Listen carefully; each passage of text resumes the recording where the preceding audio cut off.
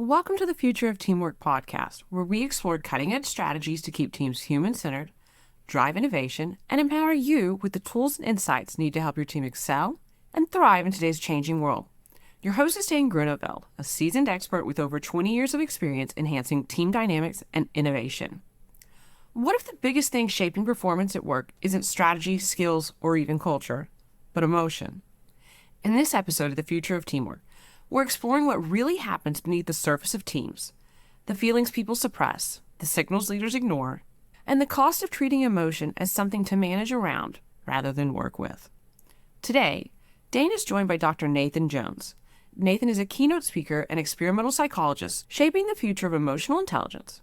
His work offers practical wisdom on how we navigate our inner world, forge deeper connections, and make better decisions under pressure at work and beyond. He is best known for using his intuitive cues such as color, symbols, and music to help leaders navigate the full emotional spectrum. First, they'll talk about why emotions are personal, private, and fleeting. Second, that most organizations only measure them long after the damage is done. And third, how AI, when designed thoughtfully, might actually help teams become more human rather than less. This is a conversation about emotional labor, burnout, role clarity, trust, and what it looks like to move upstream before issues become crises. If you've ever sensed something was off on your team but didn't quite know how to act on it, this episode is for you. So, teamwork makes the dream work, and we're here to inspire your next collaborative breakthrough. Gather your team or put on your headphones, and let's dive in together.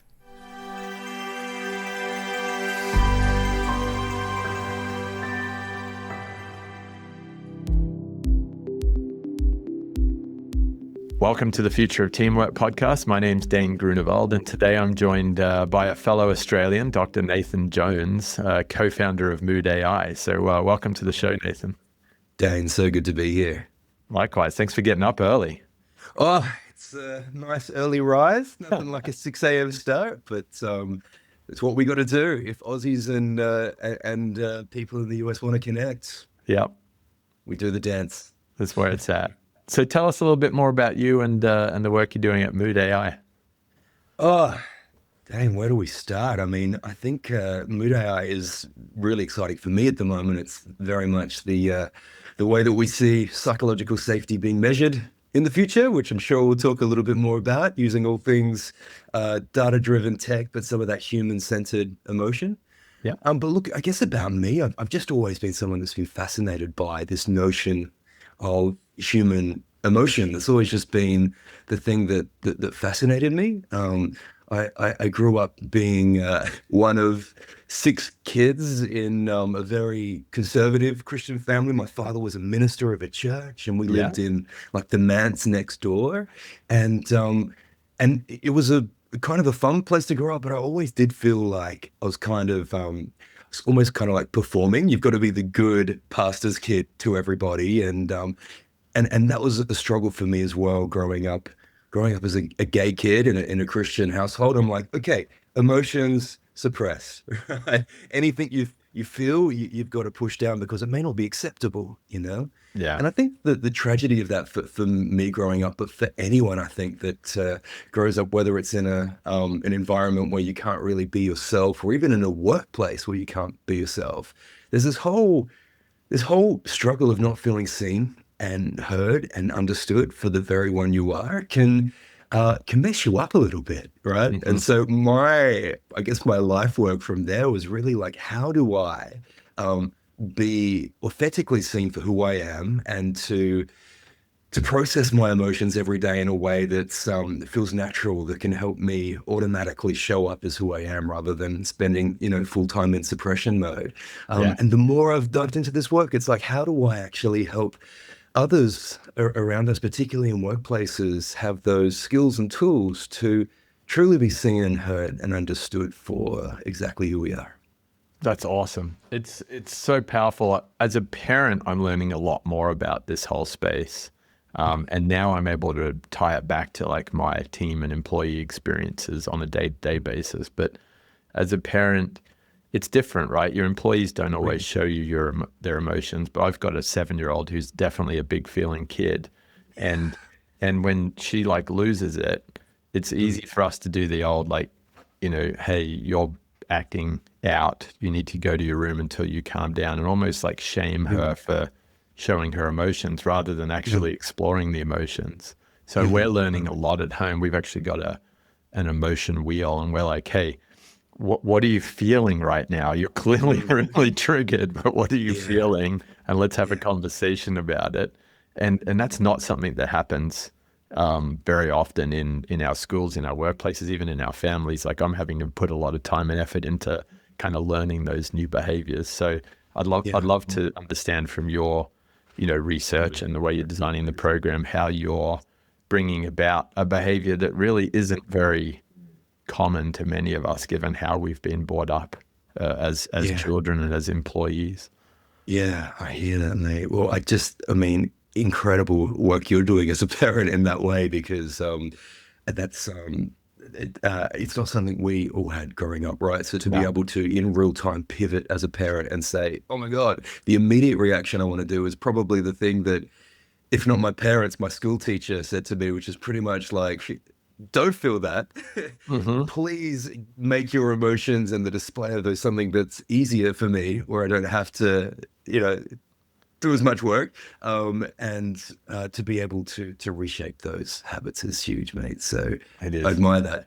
Especially as someone without kids, I admire that. But as someone that was a kid, as we all were, I think we know how tricky it can be to navigate this. And a lot of us carry this into our adult life. Right. I think a lot of our workplaces kind of resemble dysfunctional families sometimes, because a lot of us are carrying unresolved conflict and tension. And where, when Janet has a meltdown about the stapler not being returned, or, the photocopier toner tray being empty, it's usually not about those things. It's about something else, right? And we have these emotional needs that we carry with us. So to be able to have, I guess that emotional hygiene, right? To be able to say and to teach our kids, here are the emotions that you might be feeling. Like, can we name it, right? Because the research does show us that when we name our emotions, we're able to have that emotional granularity. We're able to be able to put a name to that. And they do say that you've got to name it to tame it, right? You've actually got to put that label in there, process it, own it, and then move on to the next thing. We get really scared sometimes about what we see as the negative emotions, and so we don't want to name it. But it's amazing that when we do, we actually can take the next best step. So rather than doing the suppress, which I did a lot in my life, it's actually ignoring data, right? It's almost like deleting a line of your spreadsheet because you didn't like the results from Q3. It's like, I don't like that one or that one or that one. Like, it might feel good in the moment. Over time, it's going to hurt. It's not going to help us direct, to make the next best decision. So I always like to say that there's no such thing as a bad emotion, or all emotions belong. And the only bad emotion for me is the one that I refuse to feel. The only bad one is the one that I push down and don't look at. So just like you're, doing with your beautiful daughter, being able to name it is just such a great skill. I love the way you've tied it into the Q3 results in the spreadsheet there, Nathan, because let's be honest, right now, so many leaders are cutting budgets and cutting back on anything that feels soft or fluffy or a luxury, right? And so generally that hurts a lot of what we're doing with people and teams, because the HR function is not a profit center, and anything that we're doing here that's not driving compliance, maybe not, worth continuing to put money and time into. So the fact that you share that story around, if you delete a line of code, you might have results in the future of your business. I think it's the same. If you've got emotions that are being suppressed in your business, then it's not just people that are upset. You're not getting their best energy, their best ideas, their best feedback, their best customer service. So it is hurting your business. And I don't think we as a profession of HR professionals or otherwise have done a very good job in the past of always tying the human impact to the business impact. Yeah, absolutely. That's really, I love that. I love that observation. It kind of almost goes beyond an analogy to a literal, a literal way of the way that yeah, we make decisions about the tools we use and the way we understand some of these concepts. So yeah, I hear that. So when you come in and you're actually now you're building the platform, what's the vision? What's the hope? What are the early signs suggesting that, by checking in on those signals, we can activate, better activities, better responses to emotions that are there? Yeah, absolutely. We've already been doing some great pilots, different industries like health and retail and sports, which has been really fascinating. And it's been great to see how people use existing tools and maybe where we might claim to have a bit of a point of difference. But I think one of the main things is emotion is so personal. It's something that we feel very deeply, that's very private to us, and that is also quite fleeting, right? I know when I was first doing my research with the PhD, just a lot of the existing tools out there were essentially, you'd have a whole list of emotion words or feeling words, and you'd have happy and sad and upset, but a whole page of them, and they got quite granular. But I was shown in this experiment I was taking part in, different video clips, and you have to go by and rate every single emotion word from like 1 to 5 of how much you felt it, which is very rigorous. And who doesn't love a good measurement tool? I think HR more than any of us are guilty of like wanting to get so much information because we just love to geek out on the data. But yeah, the problem with that for me is that by the end of each round, I just felt frustrated. I just was like, ugh. I mean, there was no real emotion to kind of capture because they're so fleeting. 6 seconds, some say, they kind of come and go.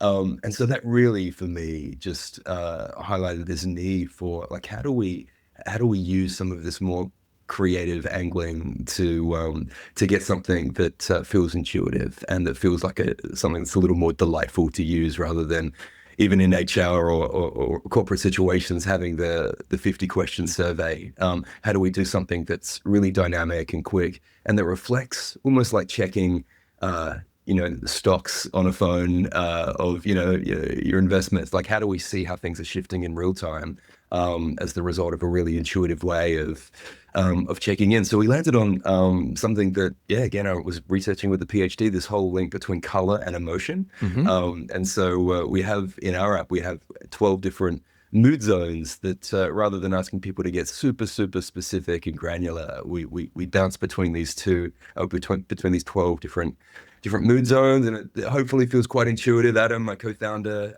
ex-Apple, is just a bit of a gun when it comes to just trying to figure out what resonates with people.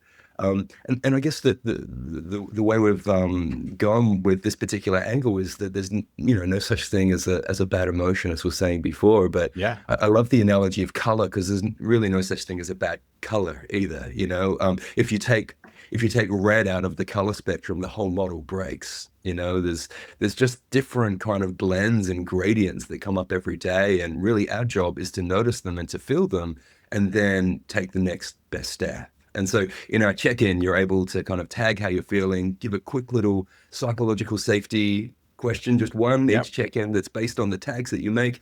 And through that, we can start making inferences and assumptions about how different psychological safety measures are changing throughout the day. Through that, continually getting different insights and feedback to help people make better decisions and see kind of what's going on under the hood in an organization, rather than waiting every 6 months to a year for a long survey that may or may not be anonymous, that may or may not have trust, that may or may not have engagement, to really try to get a real-time pulse of how people are feeling every day. Oh, that's neat. So let's say I go in to the app and I check in my mood zone and answer the question. Going back to like privacy by design, is that now anonymous? Does it help me take an action, or does it create an awareness for the leaders, or like, here's where the team's at today? I'd love to understand, like, what are the next steps? What are the interventions that might follow? Yeah, absolutely. So it's definitely anonymous. I mean, we've, as you said, privacy by design from day one. All the data is stored on the device, and we've been almost, some would argue, over the top in making sure that we're really not tracking anything. We just know if we don't have the trust of the user, the app's kind of dead on arrival. So very much private. What we do have the ability for, and it's been a really interesting way of finding that middle ground. How do we make it safe enough for a user to feel like it's, their work bestie in their pocket that they can kind of trust and use in the same way that people, love and trust something like Calm or Headspace? How do we create an app that really does have, a bit of an EVP element to it where people feel like it's bringing value to their life?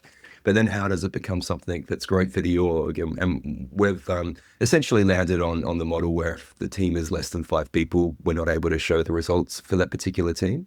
But you can get granular on just a few different elements, like when you set up an employee in the system, you do kind of say what, location they're in. So if we had obviously like a US office and one in Sydney, then you can kind of sort between location and also the team as well. So we've just got a few kind of hierarchies and structures, but all the data that we get set back to us is essentially completely anonymized. We can't really track who's checking in, what colors or emotion words. And we also have a chat feature, which is based even on the company's policies and best practices and offerings, and all of that chat that you have back and forth informs how the app feeds you back information. But again, that doesn't leave your own device, and that's not something we have access to. So we've been really adamant on making sure that's the thing. I think our challenge really is how do we communicate that every day to our users to encourage that usage, because don't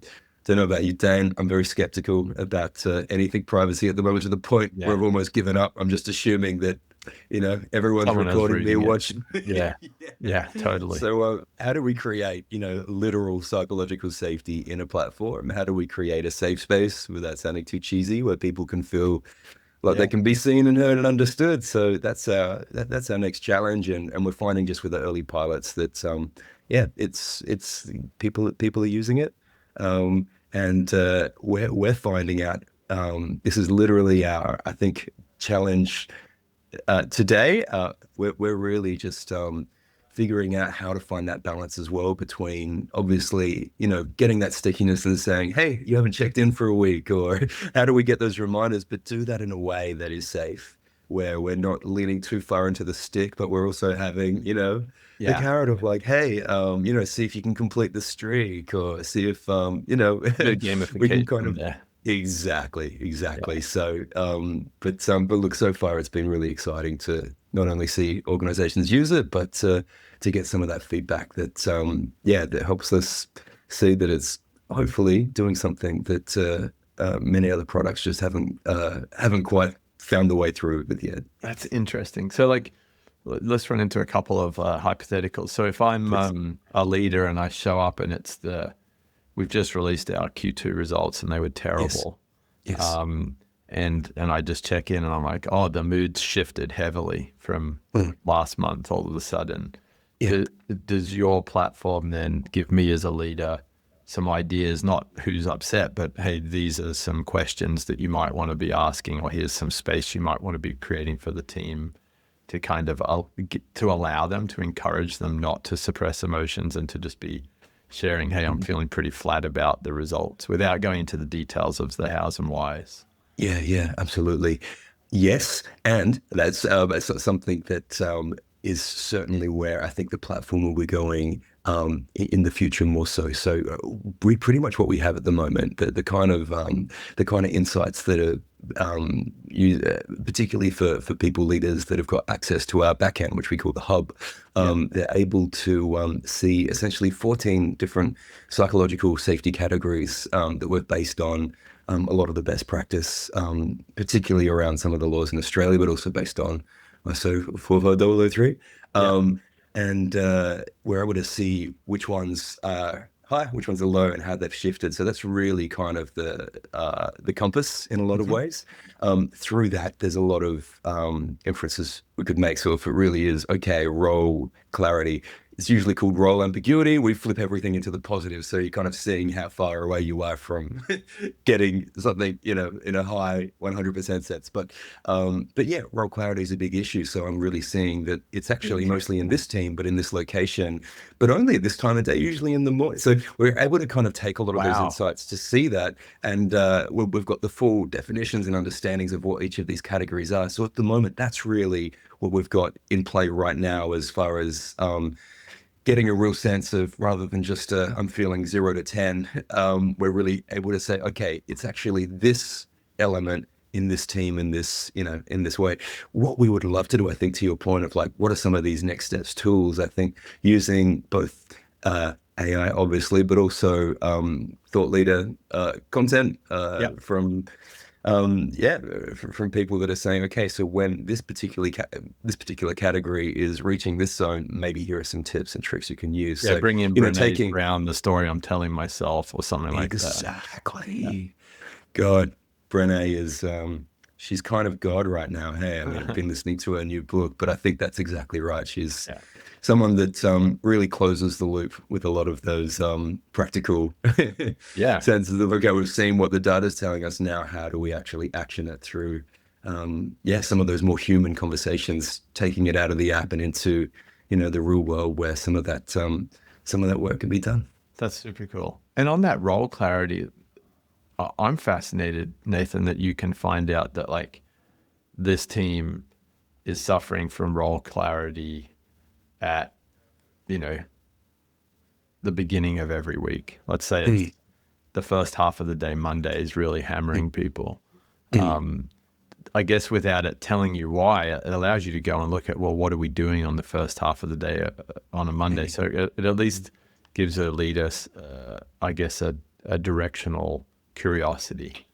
Yeah, I think so. It's something that actually one of our clients has said that he's a CEO, and he's saying that he really sees it as a bit of a canary in the coal mine situation, where we're able to kind of get under the hood and really just have it as a space that really mirrors the actual actual reality of what's going on.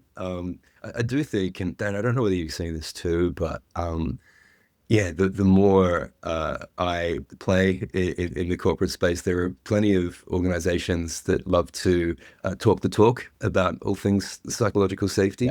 But really, like, you see some of the tools that are being used, and, just either yes or no answers that are kind of trying to get a certain result, so that then it can go to the board and say, hey, look, we're compliant. We've ticked the box on this. And that is really tricky for me, because the psychological safety operates on having that honesty and that safety to say what you need to say. So I do appreciate that if we can get these insights that do say, okay, maybe it's this half of the day with this particular team, with this particular psychological safety competency, it actually does give us the real data, even if we don't like it, but it means we can start actioning those changes. And rather than waiting on things like, a lot of orgs say, we've got an EAP, it's fine if people feel like that, want to harm themselves, they can call this number. But I guess, why are we waiting? Why are we waiting for that? Why are we looking at, reacting if we can kind of either respond or even prevent earlier on? And that's really the mindset we're taking. To draw an analogy on that, and without going too heavily down the EAP pathway, but like the mining industry in Australia used to record fatalities from a safety standpoint. And, when a fatality happens, you go in and do the investigation, you learn something and you move forwards. But actually, when you move upstream, to your point, not into when there's someone in crisis, but what are the emergent and dynamic shifts in emotion, then in safety, they started tracking incidents and near misses. And all of a sudden, you can totally change the behavior of an organization, because you're encouraging and rewarding people to say, I was walking past a crew and I noticed that, they had, a power cord and a ladder, and it was all set up wrong. It was a tripping hazard. So I stopped work and we shifted it. But at least by reporting it, you can go back and say, okay, we need to train these guys that when they're doing ladders and power tools, that we've got things taped and marked off appropriately. So I think that's the way we need to think about human psychological safety in the same way as we think about physical safety in a lot of those hazardous work environments, like get upstream and look at the incidents. That's brilliant. I love that. Yeah. Upstream is where it's at. That's awesome. So what are the other ones? You said role clarity Yeah. is one of those zones that shows up. What other types of zones do you see show up in your hub? In the hub, yeah. Well, we have 14 that we work with. I should probably pull them up because I'm going to forget one or two. But yeah, 14 is more than the traditional consultant's 3. yeah, yeah. Well, 3 is the magic number. But yeah, it's we did adapt this from essentially a framework that's used in Australia. It's a survey called People at Work, and the government got behind that as kind of the only empirically validated survey. Right. And we adapted that, but also it really mirrors into some of the global psych safety frameworks. And as I mentioned, like we did have a little bit of a change with some of the framing. So I mean, role conflict is one of them, for example. So role alignment is how we change that. Role ambiguity to role clarity. But yeah, some of these others just are around all things like supervisor support and how supervisors supporting, but also how coworkers are supporting you as well. Mm-hmm. We have another big one at the moment is emotional demand. So kind of putting on a bit of a front, and customer service has this all the time where they've just really got to be pushing that kind of that facade. So how do we have emotional ease is what we've kind of translated that to in MOOD.ai. How do we have that in the workplace? We've got group cohesion, which we've flipped from group relationship conflict. We have group task agreement, which is, flipped from group task conflict. And then some of the classics like job control, how are you kind of staying in control of what you're doing? Procedural justice, how conflicts are handled fairly. Role overload, which we've called workload management. And then, of course, the big one around workplace bullying, which we call workplace respect. So a few of those just in the mix. And we just kind of think it's neat. I have a bit of a background in positive psychology. We kind of moved in those circles for a little bit. And I do love, operating beyond the deficit model where we can kind of sometimes see what's wrong with our people rather than celebrating what's great. And I thought there was just an opportunity here, and it worked really well with what Adam's been building out, where we kind of flip it to that positive, and we can really just see, how we're moving towards the ideal, which we'll never get. We're never going to be 100%. And you're going to, like you said, it's dynamic. You're going to have days when you're high on that chart, and then days when you're coming back down it. Yes. Yeah. Absolutely, that's really cool. Yeah. So it's very much workplace. You're not really capturing someone's had a tough night caring for an elderly parent and they've come in and had a bad day, for example. Yeah. I mean, what that would be reflected in some ways, and we've had to really think about how this works. But if someone did have a really, really bad day and a really rough night, that's going to be reflected probably on their very first check-in. Well, the first question really is, how do you feel? Yeah. And that kind of, we're really trying to create that as a broad, really has no bounds. And so you could say, I'm kind of in, the blue zone or azure, I'm kind of like feeling a little bit flat, like low arousal, like semi kind of medium to low valence, whatever that is, but kind of just having that as the check-in. But then the next question is, how's work? And it's like, work's, engaging. It's this, is this, and there may be a mismatch between the first question and the second question, which would show in the data that, maybe it's not so much the workplace, maybe it's someone's just low energy. And again, that's okay. All emotions belong. But there is a little bit of, granularity to see that there may be a mismatch between the two. When we do suggest work tags, though, we do, half of the tags are based on that mood zone. So we are kind of saying, hey, there may be a chance that there's a correlation, but we do give, we do find from some of our users that they might say, work's great, but my life is living hell. So how do we reflect that? That's interesting. And then you mentioned you've got a chat feature there. So if it's an individual coming down and there is some dissonance or a shift in their scores, can they basically engage with the platform to kind of get some prompts on, here's a good breathing exercise, or here's a good way to have a conversation with a colleague about how you're feeling? Like, do you enable them in that way? Yeah, absolutely. The psychological safety question they're served in the check-in. So yeah, how do you feel? How's work? Psych safety check-in, and we jump to the chat. They get served up. We have an article actually that's written on each of these 80 questions. So a lot of great content there that's very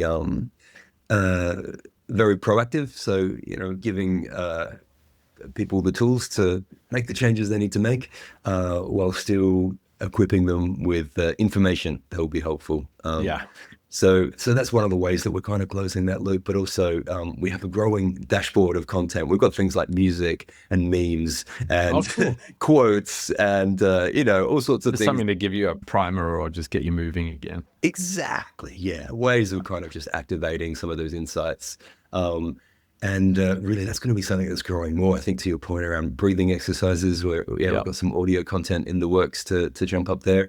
And we're finding with some of our clients at the moment, they're really hoping to make the dashboard almost like their own wellbeing intranet. So putting some of the company resources on there that are tagged.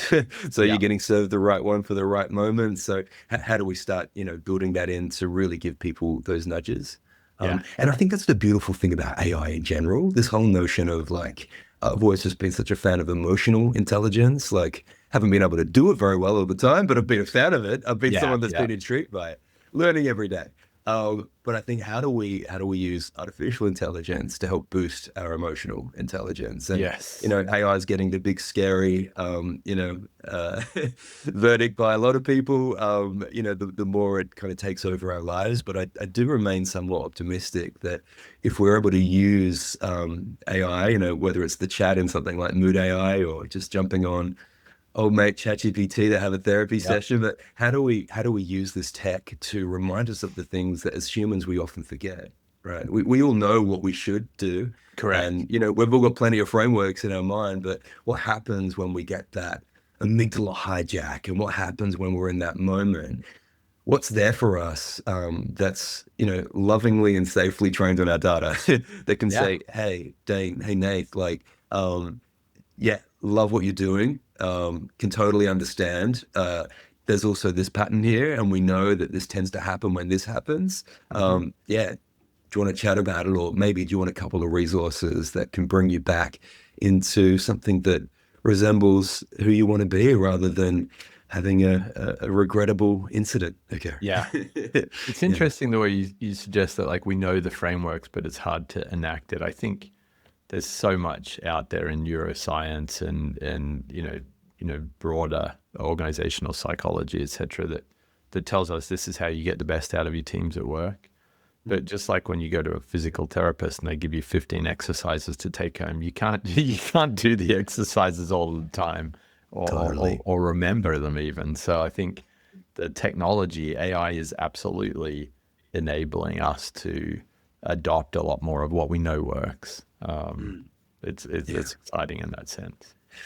It is. Yeah. I mean, it's like any technology, right? I mean, we look back on the World Wide Web, the information superhighway, when it all came out. And I mean, the way that we're using the internet right now to chat, from the US to Australia, it's undeniably awesome. And people can point to a lot that it's also brought up that's maybe not so great. So it's just really, it's a tool that's emerging, and how do we stay present to using it in a way that supports our humanity rather than detracts from it, right? Yeah, definitely. Looking back at that list, the emotional demand one's interesting. I remember reading a case study out there about emotional labor, and it said, if you ever walked into the kitchen area of a plane on a long haul flight and you open the curtains and the air stewards, hostess, they're all sitting there getting their break because they've got a highly emotional labor demand upon them, serving customers all the time for 12 hours in an uncomfortable tube. And when you walk in and you interrupt their break, they're not their usual happy, smiley selves when they see you walk in. So it's really interesting, like how that shows up in different functions and at different times of the week or month or production cycle for different organizations. Where do you see ways of regulating emotional demand once you start seeing some of those kind of signals pop in the platform? Yeah, absolutely. Oh man, such an interesting observation. Yeah, definitely been in those situations. And look, to add to that, I've been in those played situations, and my immediate thought as a customer is like, "Oh, you weren't as friendly." Then you're not thinking about the fact that they have to be on for such a big period of time. Yeah, we have a little widget in our dashboard, which is still in beta, but it's a burnout meter, and essentially based on the check-ins and the words that are being tagged and used, like we're able to have an inference of how close to burnout you are, and again building out that library of tools to be able to, whether it is that breathing exercise or that way of returning to something that feels a little bit more manageable. Yeah, we're really hoping that something like emotional ease can be reflected with this burnout meter, because like most things, this sense of emotional demand and obviously the correlation with burnout is something that doesn't generally happen from just one day. Like we can have days where I had a particularly busy week last week, jumping back and forth on planes and presenting and almost like seemingly on all the time, and it was kind of okay for a week, although I took a few days in Kangaroo Island down in down in South Australia and had a bit of a decompress, which was lovely. But burnout usually happens when it's prolonged, right? And there's no end in sight. And I think for something like emotional ease or, the demands that get put on people, it's generally something that happens over time. And it's our hope that they'd be engaging with the platform and seeing their little needle moving on up, and then getting some of those interventions to say, hey, this is how we regulate that. It is tricky by design in some jobs. Taking the airline situation for a start, it's really hard to know how to modify that, as an employee. But there are little things that we can do, I think, and it would be interesting, to see that data and to say, okay, maybe we do need to create, a longer period of downtime in this position, or what's one way that we can make sure that that particular variable is not peaking out, and that we're keeping that under control. As you think about where this goes in the future, if more organizations and more teams are able to provide these check-ins, and I love the way you stated emotions as like personal, private, and fleeting. They're moving. So if you can basically activate your workforce to be at least more aware of what they might be suppressing or what's under the surface, so that they can choose how they act and respond. Like, do you have a view on how that's going to show up in the workplace or in the customer experience, or as it comes to innovation? Have you looked at anything there as far as like, what the data may suggest, what the research may suggest, what the hope is? Yeah. I mean, yeah, it's fascinating to see, what that might look like. I mean, we're essentially we're working with very diverse teams at the moment, where, as I mentioned before, just different industries, and I think we're always just thinking about how this can continue to play out in ways that are even beyond what our orgs are using it for at the moment. I love the notion. We're just talking with a couple of companies in mining at the moment, but some of their interest is that, since it is mobile first, it's the same platform being used by the executives at the corner suite in the top of the tower, but also the workers in the bottom of the mine. You can't get too much more extreme, both in demographic and the way it's positioned. So how do we create something that does have a unified way of seeing how the pulse is looking across orgs? But another couple of companies we've talked with are seeing it in a way that maybe we didn't even plan. So speaking with a very big retail organization who we're looking at piloting in some of their stores, but how do we actually track that to sales? Store performance. How do we exactly. So if we're seeing kind of people in particular shifts, in particular stores and locations, can we actually find correlations with how that's working towards the bottom line? Yeah. And is there even a world where, there's a chance to push this out beyond workplaces? And instead of asking how's work in our tags, how do we possibly ask the question, how's school? How's uni? Yeah. How's life? What are our more so B2C players rather than the B2B? And I think that's a huge point. I like that, yeah, Nathan, because I was working with a friend over at Jobs for the Future here the other day, having a lunch conversation, and one of their big missions is how do we improve employability and prospects for those people that are earning under $60,000. And when you look at a lot of those people, going back to sort of emotional ease or emotional demand, a lot of them are in frontline roles. And they're not, going back to your mine worker example, they're not always getting the same degree of training and space provided for them to be, growing as a human as well as doing their jobs.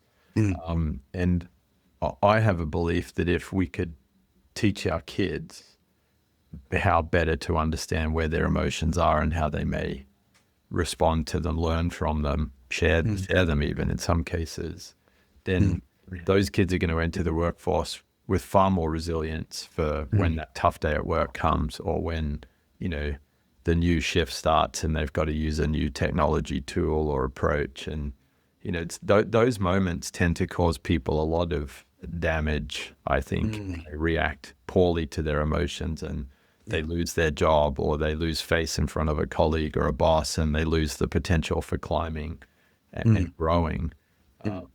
And if you think about that with the additional overlay of AIs coming, so a lot of people are going to be able to do so much more in their work days, then, starting with a healthy individual or group of individuals that are more aware of their emotions and are choosing how they're going to act can only add to, team connection, innovation, customer service. I can only imagine that's a positive. Yeah, I 100% agree, Dane. It's something that I absolutely wish was a thing when I was in school or growing up, or that ability to even just name what's coming up and to have those strategies of how to react and deal with it. Just such foreign concepts to me, and even as a grown man, still figuring out different emotional data points of like, oh my goodness, what is this emotion? Am I resentful? Oh my God, did I let that anger fester too long and it's kind of gone sour? Like, wow, so maybe I need to set boundaries so that I can offset that. Oh, okay. And it's like, sometimes I feel like I'm parenting my own, There's a truth to that. 7-year-old inner child that just never learnt that stuff. And it feels so obvious, but when you see it play out, and, it just can take one moment where we've actually completely eroded some kind of relationship, particularly in a workplace environment that's really, really hard to repair. I think you're exactly right. When we have these skills learned, we know how to navigate this. We become emotion pros, and we're able to, emotions are always complex and tricky. Then we can never, master it. But if we've got those skills and that language and that emotional intelligence to navigate it, I agree. You're so much more well positioned to navigate the future of work and the future of teamwork, right? The complexities that we need to navigate every day. Yeah, it's really interesting. I think I'm starting to create some language in my team so that they know when 7-year-old Dane's driving the bus and it's not 44-year-old Dane showing up to make the decision. It's like, hey, Dane's a bit panicked right now and he's fearful of this, so he's probably not operating at his best. We need to kind of bring the other Dane down to the driving wheel. Yeah. Oh man, I love that analogy, and it's so true, right? Yeah. For me, it's a little more like Speed, where there's a bomb on the bus, and 7-year-old Nate's driving it, but everything's going to blow up in just a second. So, I hear it. Well, that's cool. Well, I'm excited to dive into the platform and be one of the pilots, Nathan. And I really appreciate you taking the time to share the story with me today and the listeners. If anyone wants to find out more about what you and Adam are building over there at MOOD.ai, how do they find you and the platform? Amazing. Thanks, Dane. Look, we're one of those platforms that has great SEO because our name is the domain name. So MOOD.ai, MOOD.ai. So yeah, if you head to MOOD.ai, you can download the app for free and have a little play. We do the cheeky marketing thing where we're like, hey, get 1 week free for Pro, which turns on all the AI capabilities.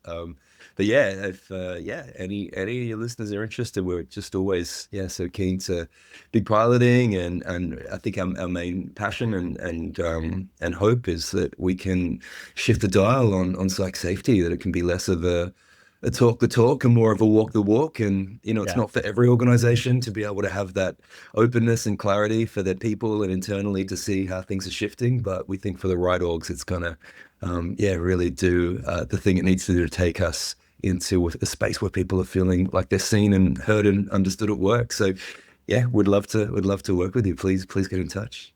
Brilliant. Well, thanks for the time today, Nathan. I look forward to catching up again soon. Cheers, Dane. Appreciate it, mate. Just a quick note before we go. The views and opinions shared in this episode are those of our guests and do not necessarily reflect the views of the host, Dane Grunewald, the Leader Group, our patron Huddle 3, or our partners and affiliates. Any scenarios discussed are for the purpose of fueling creative thinking and conversation, and should be viewed only in this context.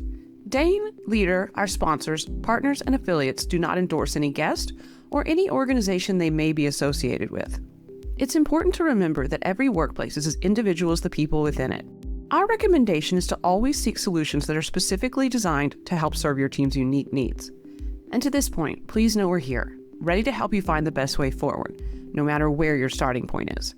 You can connect with Dane or myself, Alicia McCraw, on LinkedIn or via the links contained in the show notes.